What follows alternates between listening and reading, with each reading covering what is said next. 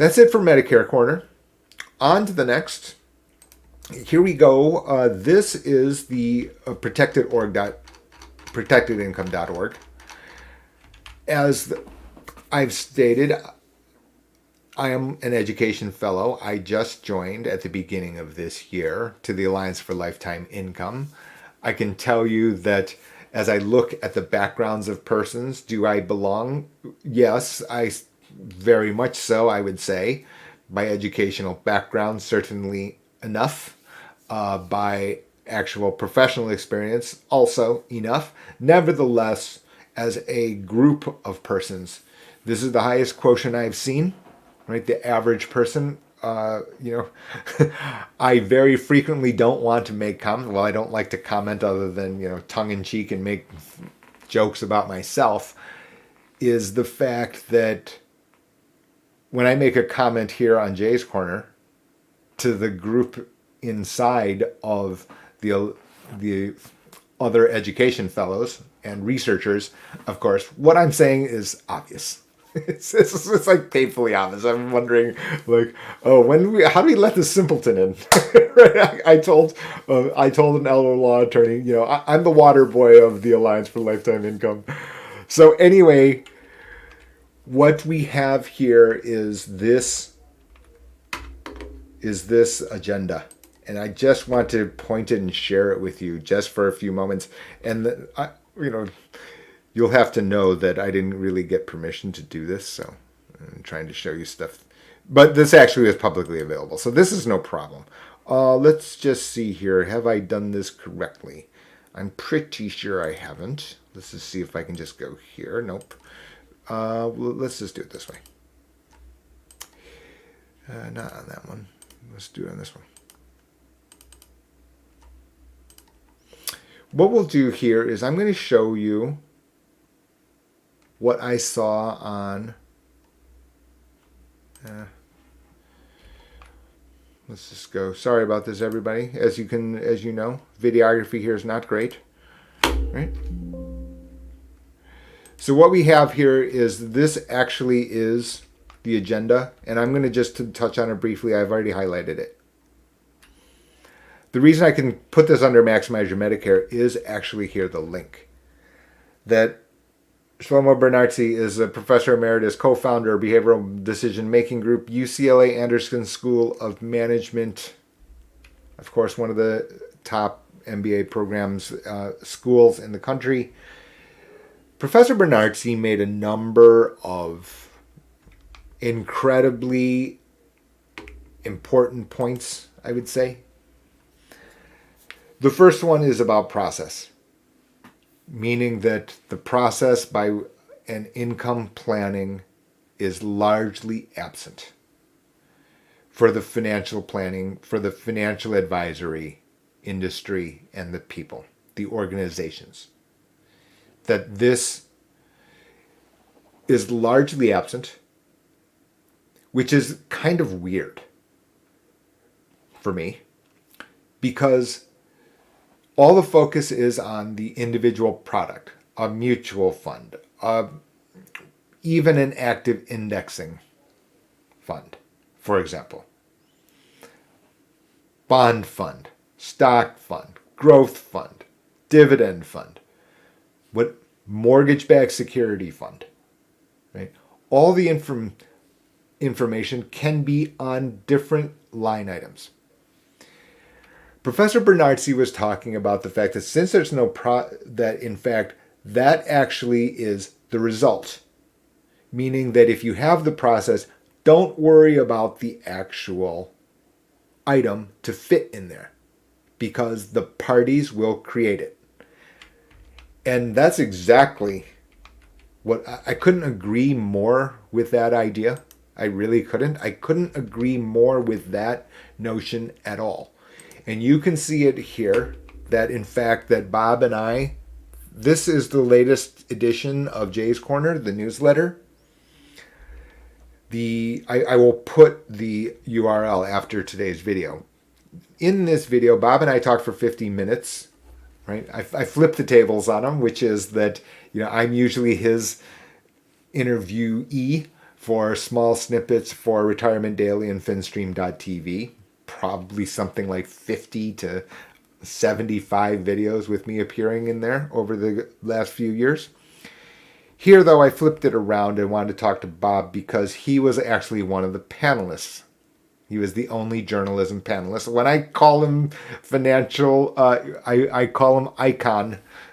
I'm not kidding that he's an icon. Here, we talked about Professor Bernacci's and this issue, and the point being that if we need a solution, if we need a product to put into one of these rows, don't worry. Don't worry.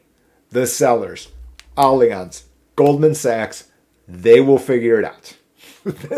They're and teamed with Allen and Overy, or O'Melveny and Myers, which are Wall Street firms, international firms, securities firms.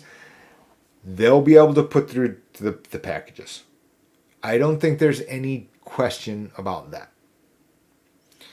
But the issue is that the process needs to exist first, and then you fit in the product. So that's number one. And the second one has to do with this point here from the AI segment, which is his findings was he created an index by which people are considering their health status. And what he said was that people's life expectancy as a result of their health status quotient that they assigned to themselves varied by something on the order of 5 to 8 years. If you're 55 years old and you're off by 8 years of what you remain, you have now done what was not discussed, because that would have led him on a tangent that he probably didn't want to go to, is the implication, and that really is why I've slowed down to this degree. The reason I'm slowing down here is the following, is that statement of not having the process and the income planning process, and then you have this health status, and then you've changed your time horizon by 5 to 8 years. How different does this spreadsheet look? And this spreadsheet is just kind of so that people can understand, but you can understand the columns. I've moved year by year. Now all of a sudden, for example, this is 30 years and instead it's 22 years. It looks way different. What I've not spent much time discussing here is this utility adjustment. And by utility adjustment, what I really mean is the amount of enjoyment you're going to get in pursuing today with your money today. That in 10 years, yeah, maybe I'll have more money. I'll be 10 years older. Maybe I won't be as mobile. Maybe my priorities will have changed. When you layer on that, maybe my health isn't great because you understand it better than I. You understand it better than the carrier. The ripple effect in that is that your value to my pumpkin bar here is different. Your total result here is different, and around we go. That, don't get me wrong, there's like no doubt that what was said in here and by who said it was the strictly qualified, no question. I couldn't even give one indictment of any of these of the background saying you're talking about here. We're going to get to this last comment down here. Former Assistant Secretary of Economic Policy, Chief, U.S. Treasury Department. What am I going to be saying about macroeconomics to this person? I'll tell you, 0. What was absent, however, All of that said, what was absent, though, is the fact that no one's talked about how important, how central this number down here is. And as I stated earlier in today's video, that number is so big that it changes the entire calculation, especially when you combine it with Professor Bernard's comments about your time horizon, about whether or not you need to plan for this amount, or whether you need to plan for this amount, or whether or not you need to keep going and going and going because you're going to live to 135 years old. The point here is then, as a result of all of those, while it tells you how far we've have to go, even at the highest end of this type of summit, that there's still a lot of work to be done. It's also kind of obvious to viewers here, right? This is not new. What I'm saying here today is not new to you, to be candid. Right? I've shown you Mr. X for a very, very long time. Well over a year and a half. I've added extra rows as I've kind of made it from me just typing it live for you and tried to make it more applicable to other products that I generalized, even though I knew what the specific names were, what those actually would be. The point here is that it's not that I'm not as concerned about any individual topic. You are going to be able to get expertise on the individual topics. I am highly concerned about the idea that we are not paying the equivalent amount of attention. It's not as glamorous. I get it. It is the cash flow now, however, right? People are talking about their investment horizons in 20 years in the long run. Everyday people need are trying to address their cash flow needs today. And given the fact that their time horizons can vary, that down here that the value today in actual dollars is far higher than the experts of which I'm one, don't get me wrong, that the industries that are giving information about these other rows are telling you. Either they don't know its importance, or they do know its importance and aren't giving its proper attention because they don't want to handle it, or they cannot. You know better. I'm convinced everyday people know better. Last point, and we've not talked about the structure of financial markets. You'll see other videos where I've talked about the glue, which is the correlation amongst asset classes. I basically, as you can remember, for people who are new here, April of 2021, not 2022, April of 2021, meme stock time, right? AMC, GameStop. I pointed out the fact, this is not just about the meme stock matter. August, I said that the inner relationships across asset classes is something I had not seen for a decade. 2022, the tinderbox was lit with increased inflation rates that people don't understand the denominator. Stocks for show, bonds for dough. Now you can understand Jay's corner. And the tinderbox was lit. So I didn't have a crystal ball about directionality. I was observing about the fact of the innards of what goes inside of portfolio construction, what must be the case. Must be the case.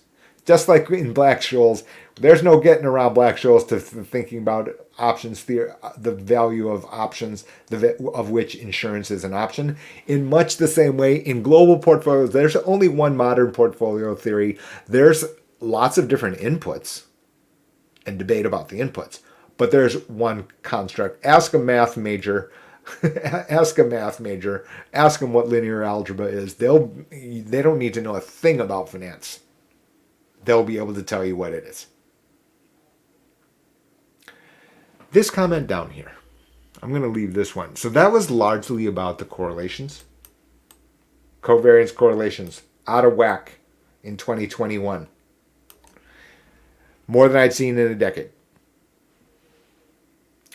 The gasoline was lit, a match get thrown on it with higher interest rates and inflation scares, bang. Here, in passing, during the Retirement Income Challenge, the head of the alliance, or one of the chairs, Jason Fichtner, the moderator, and then everyone went to introduce themselves, and down here at the end was Ben Harris, economist, U.S. Treasury Department. And what he was talking about was interest rates and inflation, ultimately. That inflation was pretty sticky. And as a result, in interest rates, the implication that I heard was interest rates higher for longer. And whether he did so intentionally or not, and not wanting to go down the wormhole, is the idea that that changes the comparison between bonds and risky assets. I mean, bonds are a risky asset. People now know this. But my point being that in the past, the riskiest assets being stocks, real estate, was the fact that since their interest rates were basically zero, there is nothing else, Tina. Ben Harris actually opened the can of worms. We didn't cracked open the can of worms. It wasn't fully exposed about the fact that the investment horizons for me can be muted in risk terms because expected returns may not be as high. Simply why? Because there is an alternative now. Without a crystal ball, we don't know that. We're going to have headlines, of course, with the numerator. Congratulations to those of you who knew that NVIDIA was going to blow away earnings reports to that degree. It goes to show you about the variance, the volatility, the unpredictability, even of earnings of a single company. It's not like NVIDIA was a secret. We've got every securities analyst in technology looking at NVIDIA prior to just a week ago. Nevertheless, they're off by what, 30% or something like that? More importantly, however, though, is what Mr. Harris, Dr. Harris would have said, which is that, hey, that the structure is now different. Interest rates higher. Modern portfolio theory, the way that global portfolios are built, using that as an input, creating different allocations which can last amongst the different asset classes. That's what we'll be looking at. It does explain a number of things. We'll have more guests along these lines coming up in the near future. That's it for today. My hour is up. Happy Memorial Day to everyone. Hope you have a great rest of your day, rest of your weekend. Hopefully you get another day off. That's even better. I'm Jay. It's Jay's Corner. MaximizeYourMedicare.com. jo.substack.com is the address, the URL for the free newsletter. There's a paid version. Don't forget, new paid subscribers get a new copy of Maximize Your Medicare when it becomes available.